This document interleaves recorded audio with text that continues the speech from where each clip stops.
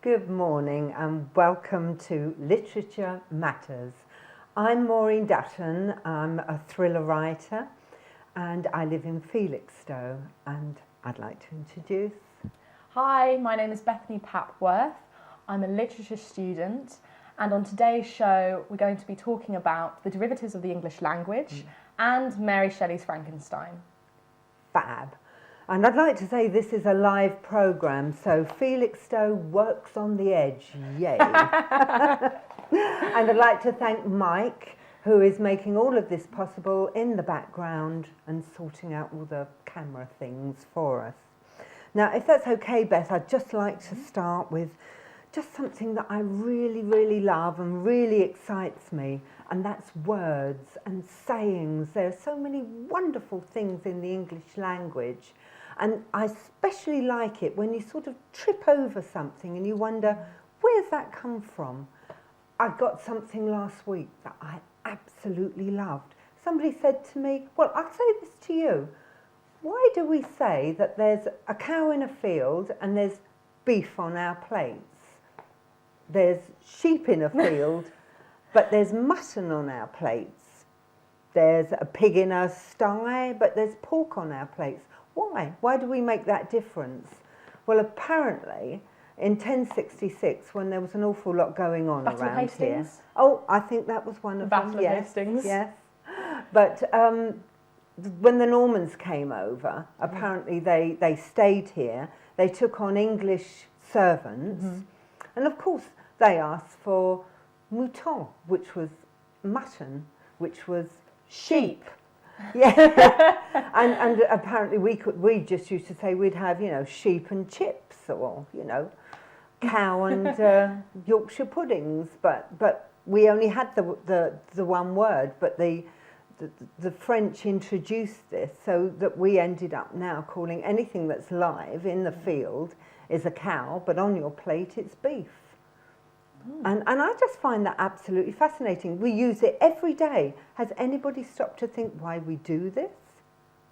I don't think I have, but I think as human beings we learn things every single day. So I'm really interested to learn something about the derivatives of the English language, the beginnings of the English language. So I think that's quite interesting. And there are loads of things. I know there's loads of things. So viewers, if anybody's got words or sayings that they'd like to know more about, because you know you just trip over them, don't you?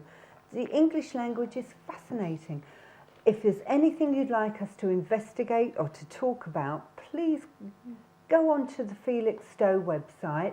You'll find the email address and email us. I'd love to hear from you. I'd love to find out all these different things that we can find out about our languages, things we never think about. And there's words we use. I'm going to use the word idiot. You can use the word idiot in so many different ways. You can say, oh, you idiot. It's really sweet. Or you could go, oh, you idiot. Or, as I'm quite well aware of, oh, you idiot. 3 different meanings. And as a writer, it's really important that if you're going to portray an idiot, you get the right one for your reader so they know who you're talking about. I really feel that when you use a word, the change of voice and your intonation and different things when you're obviously speaking is really important when emphasising a word or stressing a word, because it gives a different meaning. So if you have higher inflection, you'll go up like, I couldn't believe that, or I couldn't believe that. So according to your intonation, up inflection, down inflection, it just depends, and the meaning is so different with the words that we use. Fabulous, isn't it? Fabulous. Our language is wonderful. And I have to say, I've got a word of the week. I've always had word of the week.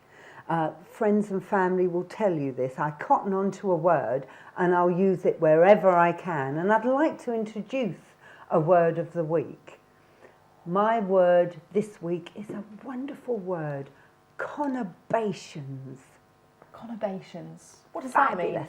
Conurbation is an area that contains cities and towns and industrial areas.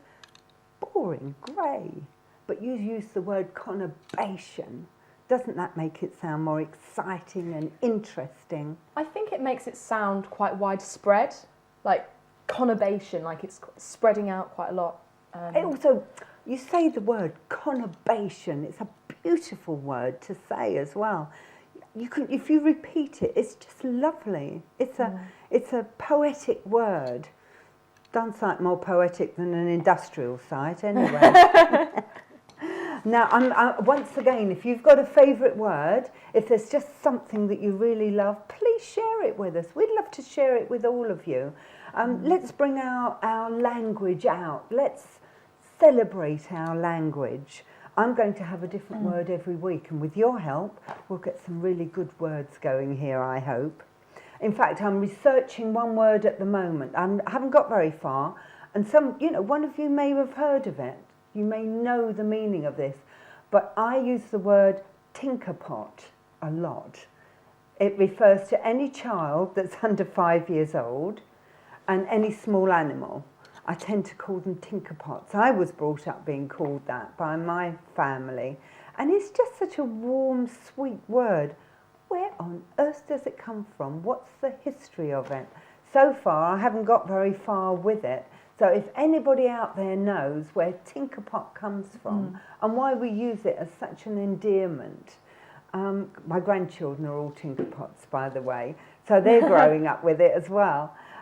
So yes, if anybody knows where that word comes from and why we use it in the most endearing way, please let me know. As I say, just contact Felixstowe website and you'll find our email address and ways of contacting us. I'd love to hear from you. But that's me done with my frivolous little ways. The derivatives of the English language. Yes. As I like to say. So Beth is going to talk about Mary Shelley's Frankenstein. I'm looking forward to this because we've all heard of Frankenstein. You might not have all have read the book, but I bet you've all seen the film. And some of us remember Boris Karloff. Not everybody, but a lot of us will remember Boris Karloff. So I'm really, really keen to know just why did you pick it? Why did you pick this book to start with? Mary Shelley's Frankenstein is something that I'm studying at the moment for my exam coming up this summer. I really enjoy it, and the first time I read it, I was like, wow, what does this mean? I'm not really sure what this means. And then I read it again, and then I picked up so many more things, and I started to realise the kind of novel that she's produced. It's a framed narrative. What does that mean, a framed narrative? A framed narrative means that, so at the beginning of the novel, we have Walton and the epistolary novel, and then we go on to Frankenstein's story, and then we go on to the core of the heart of the story, which is the monsters narrative, and then we go back again to Walton, which is the epistolary kind of frame set. So 1818, so 19th century, and she's done two editions, the 1818 version and the 1832. Oh, so she's revised changed it a lot. Oh, there's a few alterations. Oh, she's changed it a little bit, but I think the real message of the story is that it's a cautionary tale.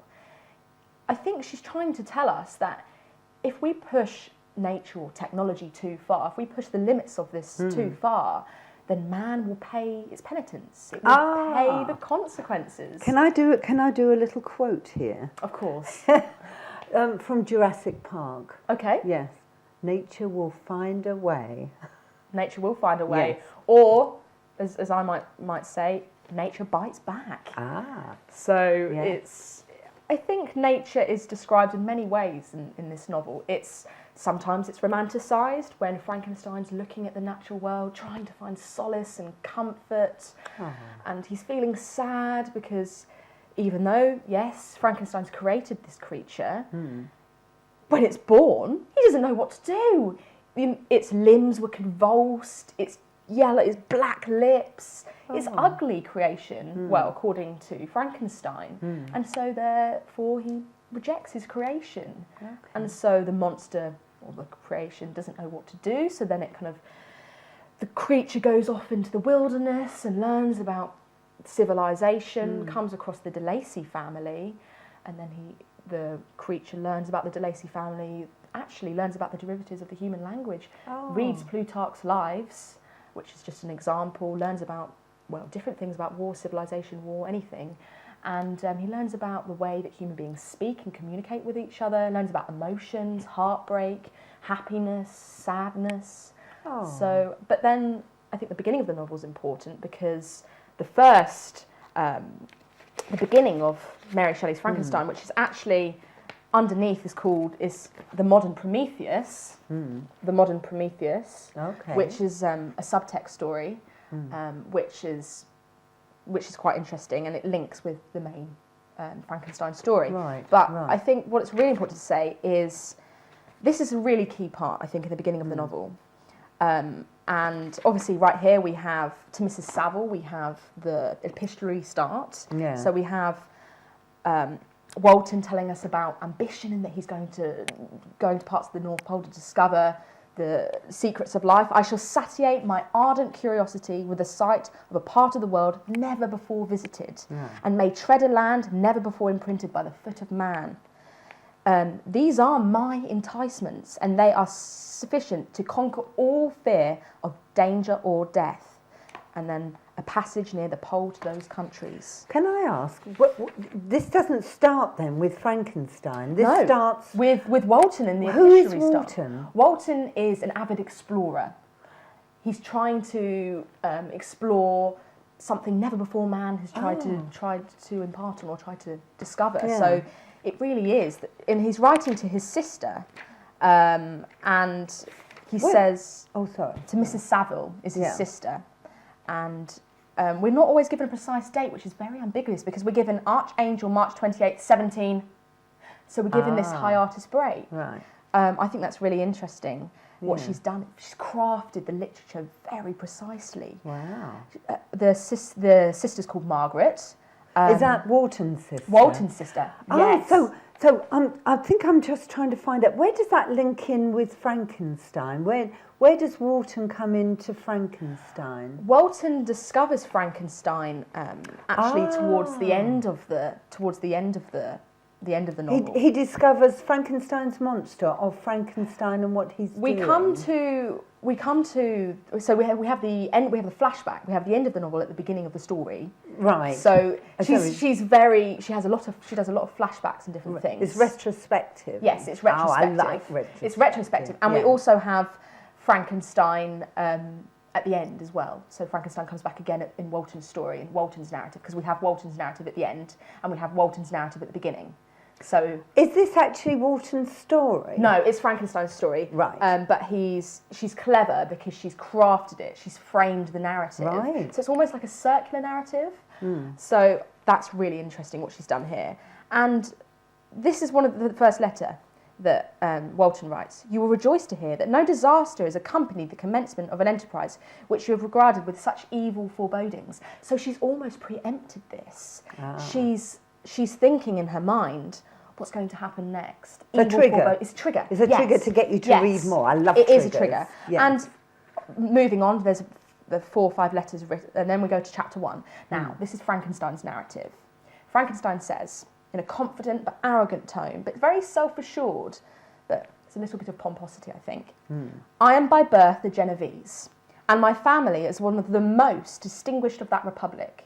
So the use of the superlative of one of the most distinguished, that suggests that, I'm very well assured, everything's going very well, and I am born of Genovese, I'm from a noble family. So high opinion of himself. Very high opinion. And as the story... Do you like him? Do you like Frankenstein as a character? I mean, he doesn't come across terribly great at the moment, but you've read the book. Do you like him? Do you feel for him? I think I feel a bit conflicted with Frankenstein, to be honest, because I feel that Frankenstein is arrogant, so therefore I'm not really drawn towards him. But then I feel sorry. Some parts of me feel sorry for him because he's made this creation and then he doesn't know what to do and he's got himself in a bit of a tangle and a bit of a mess. It's like a vicious cycle.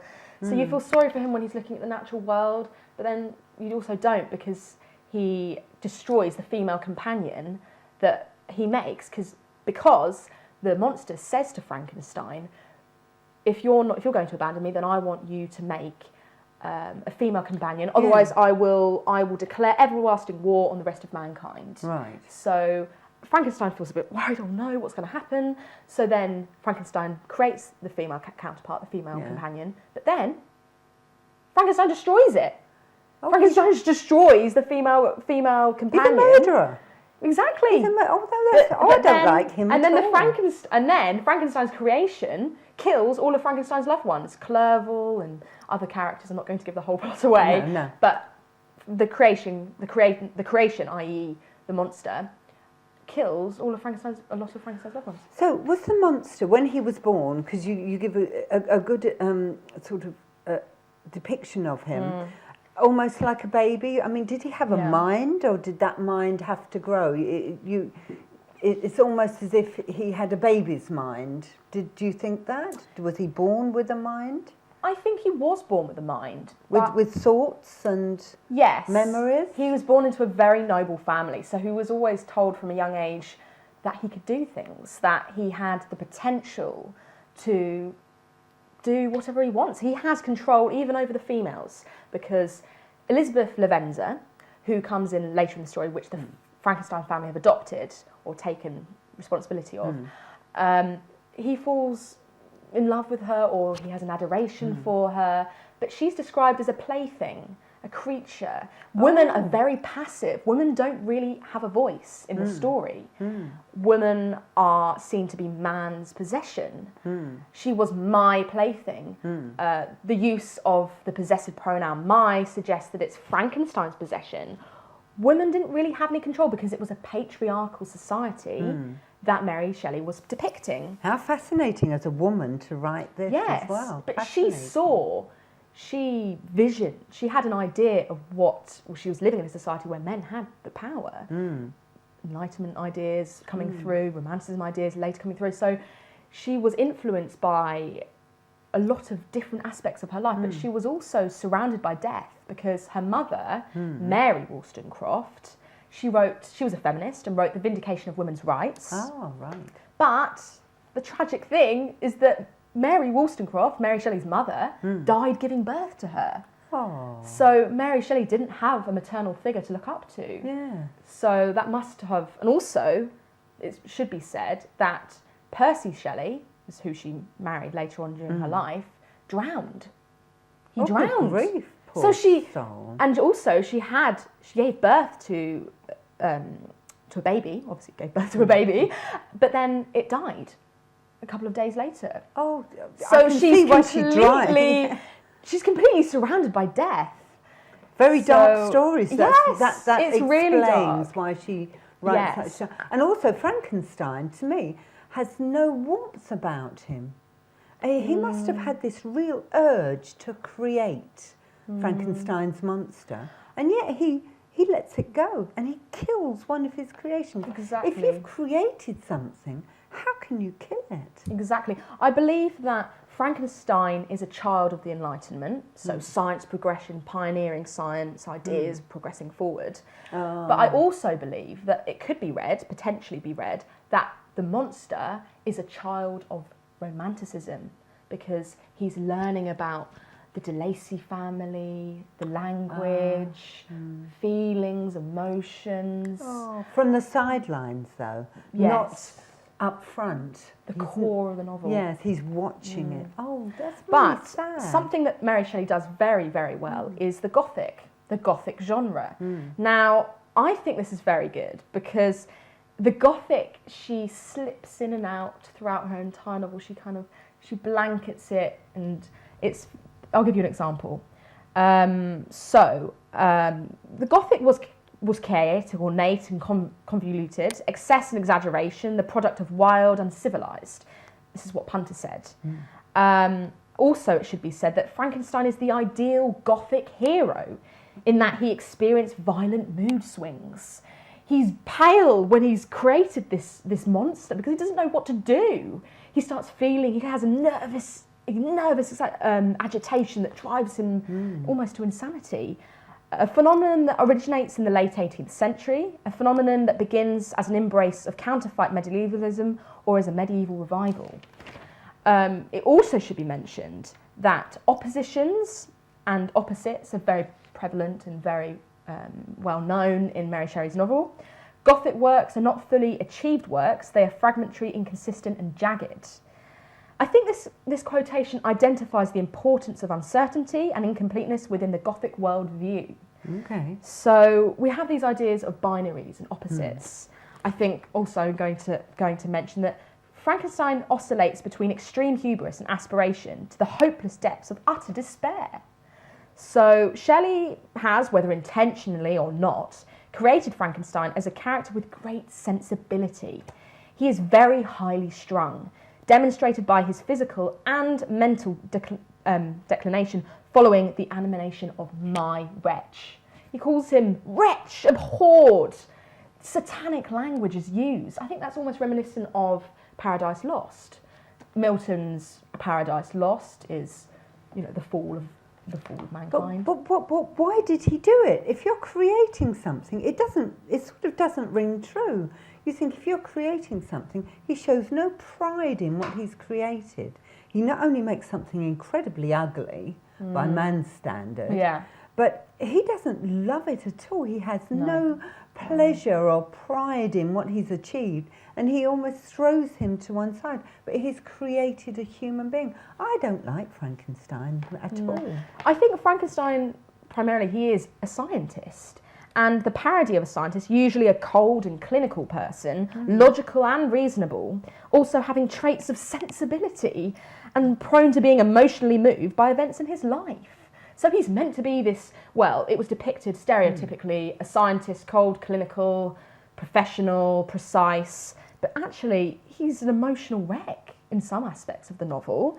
But also Frankenstein experiences the sublime, which is key to romanticism. The heightened feelings that being in touch with your emotions brings, but also the cold rationality created by his own scientific mind. I think he's also an odd mixture of these characteristics which could be evidence of Mary Shelley, a woman's writing of the novel. So it's interesting because it's a female writer writing about a man, a man's fall. It's the fall of mankind. Yeah. He says, because it's a cautionary tale, which I think should be picked up, he picks up imagery of a serpent. He warns Walton that if you push science too far, the serpent will sting you. The idea of poison. No, so you've mentioned Walton again. Where the heck does Walton come into this? We see him at the beginning. Walton comes through. Where does Walton figure in all of this? Does he come and stay with Frankenstein? No, he meets him at the end of the novel. Walton meets him, and Frankenstein's a mess. He's been tortured by his creation. He's wreaked havoc on everything that he loves, and he meets him on a ship because because Walton he's on a ship trying to discover the North Pole or progress science. So he meets him with two dogs on a sledge, on a sledge, and he takes him in. It's hospitality. He nurses him. He tries to make him better. So Frankenstein was escaping, was he? Yes, he was escaping from the monster. What a coward! Yes, he runs away. Oh no, I can't cope. Don't like him at all. No, he definitely can't cope. Total coward. He hasn't got a lot going exactly. For him. I think this is really important. I'm going to just a quotation that I think. Okay. There is an expression of despair and sometimes of revenge in your countenance that makes me tremble, dear Victor. Banish these dark passions. This is Elizabeth speaking. Elizabeth Lavenza is telling, is expressing her feelings. Elizabeth's warning to Frankenstein to rid these dark passions. Please try and just calm yourself. Think rationally, Frankenstein, because you're losing yourself. You're losing who you are. Sensible. Who is Elizabeth in this? Elizabeth is eventually adopted by the Frankenstein family. Okay. In both of the versions, in the 1818 version and the 1832 version, there's disparaging facts because she's a cousin and she's also adopted, but it's different. That can be down to interpretation, but I'd say that in my point of view, she's adopted from the Frankenstein family. Yes. And she's there almost as a womanly figure to help the Frankenstein family, to be there as a support network, especially as one of the characters, one of Frankenstein's loved one, dies. She's there as this maternal figure. She helps Justin Moritz, who is another lady who's taken so into she's the sort of Frankenstein from the family. outside and sort of seeing everything that's happening in this, maelstrom of awfulness. It really is a maelstrom of awfulness. That's really good. It really is. But it's whirlwind passions of my soul drove me to seek by bodily exercise and by change of place some relief from my intolerable sensations. He really is an emotional, heightened being or character that is just lost, I think, at the end of the novel. He just doesn't know what to do with himself. He is an uncertain figure in the 19th century, and he's reflecting his sensibilities, his emotions, in a time where Mary Shelley saw that science was progressing. And maybe she preempted, it could be argued, obviously we're free to interpretation, it could be argued that maybe she preempted the Industrial Revolution. Potentially she could have done, because the Industrial Revolution came in later on, and it was something where nature was almost, it was completely, where was nature? Nature was gone in some aspects, because she was ahead of her time. She was ahead of her time. She was ahead of her time. I tell you what, the time's going now, and I'm just thinking, do you want to summarise the story? I'm definitely anti Frankenstein. He's got nothing going for him as far as I'm concerned. I'm really sorry for the monster. I don't think he deserved that. No. And to lose his partner as well. That was pretty mean. It was mean, because all the monster wanted was to be loved. Oh. He wanted to feel a connection to his creator. He was desperate to, please love me, is almost what he's saying. Isn't that what everybody wants, though? Isn't the monster just saying what everybody in the world wants? Love. All the troubles, you boil it all down to the basics. Everybody wants to be loved. Exactly. Poor devil. And without love, where can we be? What do we... It affects us, whether we realise it or we don't, whether it's in our subconscious or maybe it hasn't got to the subconscious. I think, it's important that we're all loved. That is the most wonderful this is the review. Yes, and this is fabulous review. Wordsworth classic. So if you want to pick up the novel, then I really would recommend it, because it teaches you a lot. And Mary Shelley, ahead of her time, really does know what she's talking about. Isn't that fantastic? I hope you really enjoyed that. I did, and I learned a lot more. I'm a Boris Karloff fan, you see, and I come from that aspect. So I think that was fantastic. Thank you so much for that. Beth won't be able to be with us for a few months a few months? I'd say, a couple of months. She's got her exams to do. But I'm really, really hoping, and I will be getting on at her to come back. I'll be back, guys. Yes, she'll be back. Somebody else has said that. I don't know who that was.